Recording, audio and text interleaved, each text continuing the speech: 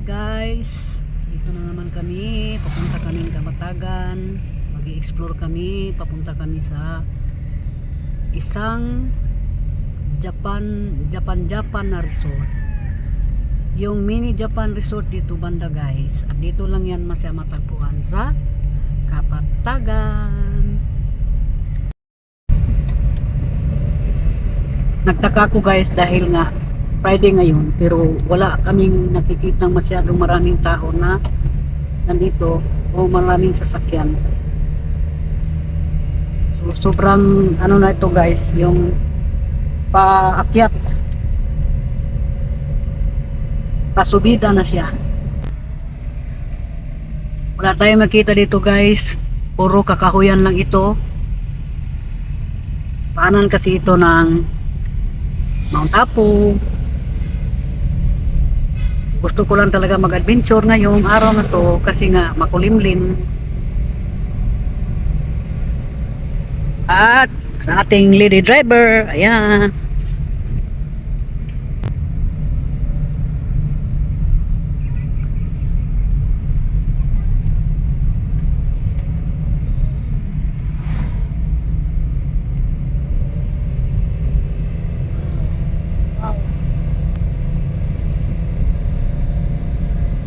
Tara nyo guys, yung mga sikada.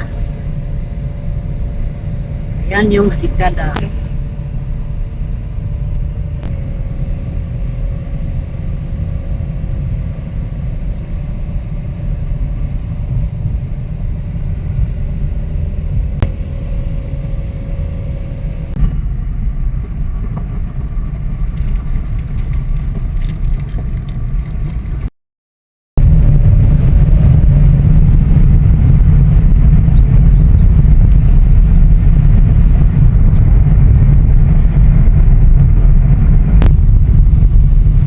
Tuloy lang po kami guys sa aming laag.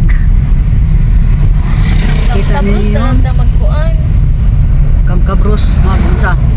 Kabrus. Bitigyan po mag.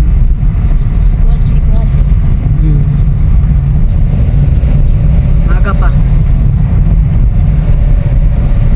Ano ngayon guys dito sa Davao or Mindanao, makulimlim, walang araw, walang ulan, wala lahat. At walang kami. Walang namamagitan kami. Oo nga. Sus, bugot po yun. Mount Apo? Klaro kayo no? Nakita niyo yun guys, yung dulo ng Mount Apo. Yan na siya ngayon, yung bundok. Dito na banda yung bundok Apo guys. Makikita niyo yan dyan, mga bundok dyan.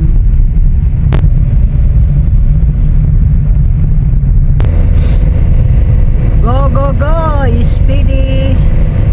Sige. Lagi itong paakyat guys. Paakyat na paikot.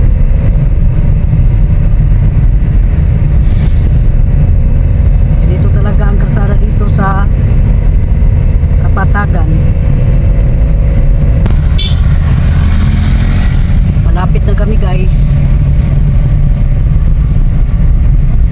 Malapit na kami sa aming pupuntahan na Blooms and Breeze Resort, Garden Resort, Japan, Little Japan. Iwan ko lang, tingnan lang natin guys. Sorry guys kasi maraming cable dito. So yan ang ano, yan ang Mount Apo. Parang yun yata yung isa, yung sobrang ano.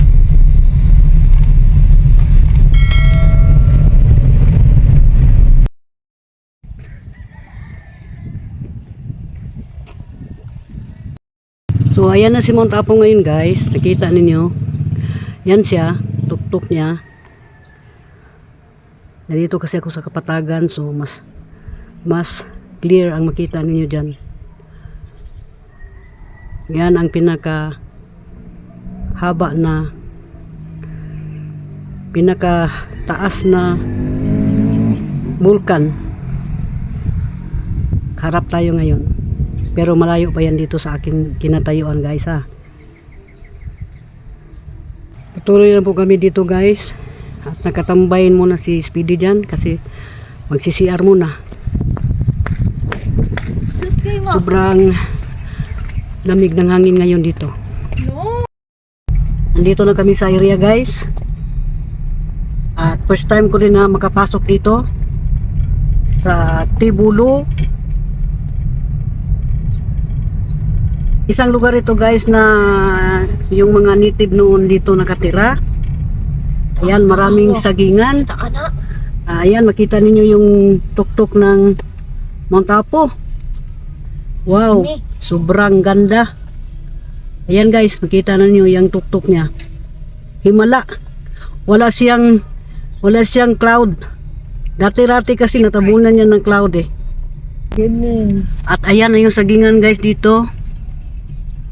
Maraming sagingan dito guys. Hindi ko alam kung anong planta ito, sa anong pangalan itong sagingan na to guys. Kasi nandito tayo sa Kapatagan. Maraming sagingan na madaanan natin. Continue for 3 kilometers. Panoramic view sa Tibulo, Santa Cruz. Part pa ito Santa Cruz guys ha. Ano to siya? Yung boundary Kapatagan at saka uy ayan may mga bulaklak guys, hindi ko makuha. Nandiyan kasi sa tagiliran. Tiyaga na lang gud kayo sa aking ano guys oy. Dili sige dili kay may club kabli. Sharo. Oh. Kana. Wala na kable dito guys, dito lang kami oh. Diyan ang magandang pwesto niya. Paikot na kasi kami guys. Paikot na kami dito. Guys, I wish nga. guys, nandito na po kami sa Blooms and Breeze. Ayan oh, may bulaklak siya na hindi daw niya alam kung anong pangalan nito guys. Sobrang kaganda-ganda ng kanyang bulaklak. So ayan. Ito ang area na ito ay maganda din. Nandito na po kami sa area guys. Ayan. Andyan yung kanyang pusa na nag-ano, ang tawag ito. Dito guys, dito tayo magre-renta ng mga kimono guys. Para feel natin na nandyan tayo sa Japan. Makakala ninyo dyan lang sa Japan ang meron. Meron din dito sa Davao. Ayan. Don't worry, hindi ko kayo.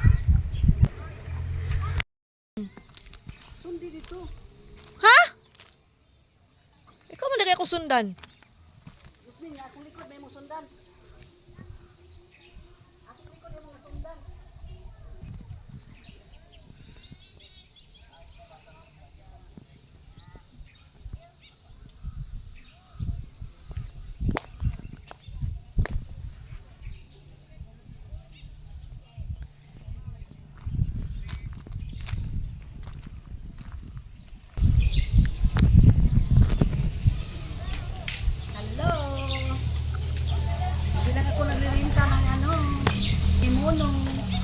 Payong lang.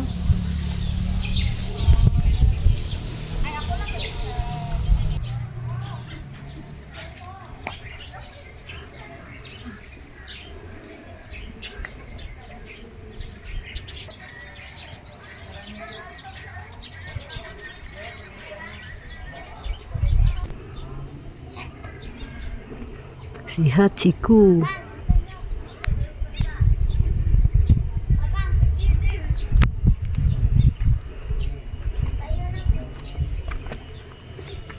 At si Buddha.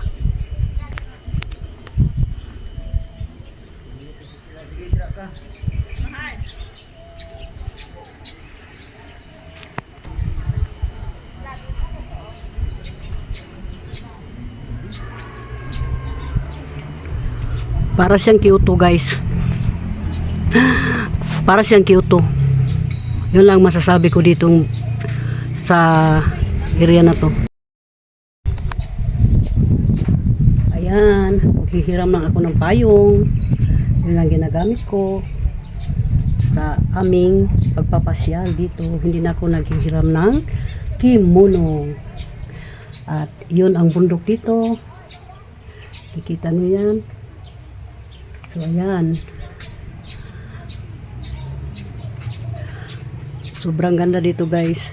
Tahimik na lugar. Yun lang masabi ko.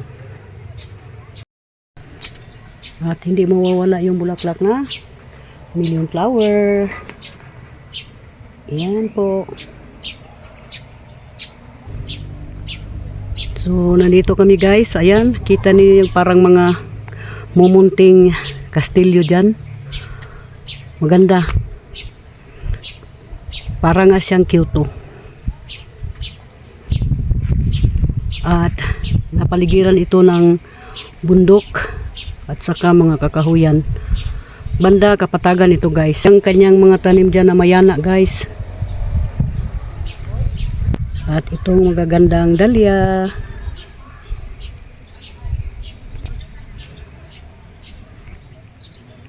Kanyang magagandang dahlia. Ganda talaga guys. At dito mo talaga makikita yung mga kabundukan guys.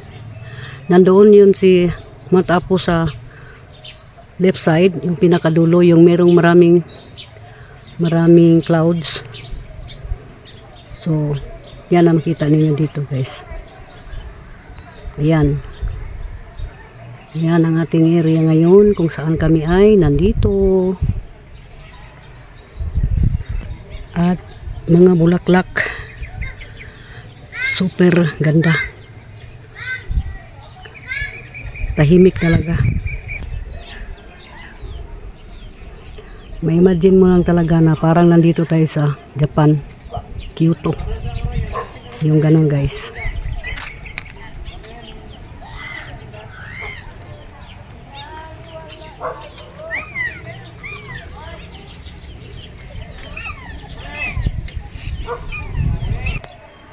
Yan ang kanyang mga mayana guys.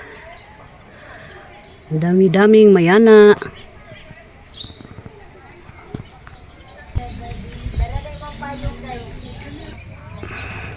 Ganyan kaganda dito guys. Kanyang mga bulaklak. Sobrang ganda. At maliwalas talaga dito. Malamig masyado ang hangin na. Yan.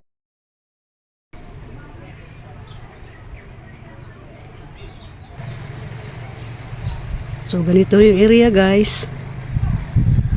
Sobrang ganda at maliwalas, malamig. Sa ngayon marami ng bisita ang dumating. At nagre-renta sila ng kimono. So dito yung entrance nila guys. Nakikita ninyo.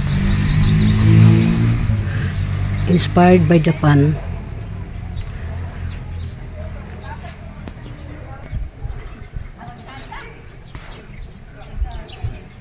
Daming bulaklak. Magandang maganda.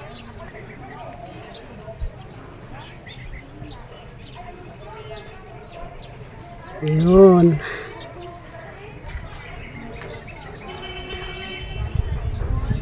Ayan ang view dito sa harapan guys.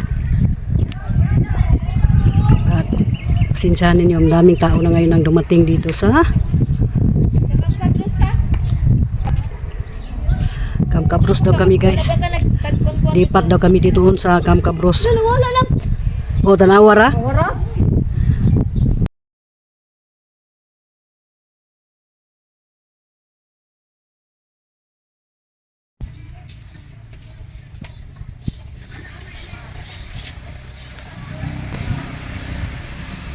Super ganda yung kanilang Mickey Mouse. Na-inspired sila sa kanilang mga damit na sinusuot. Ayan, sila nagkikimono. Si Mimay lang ang hindi.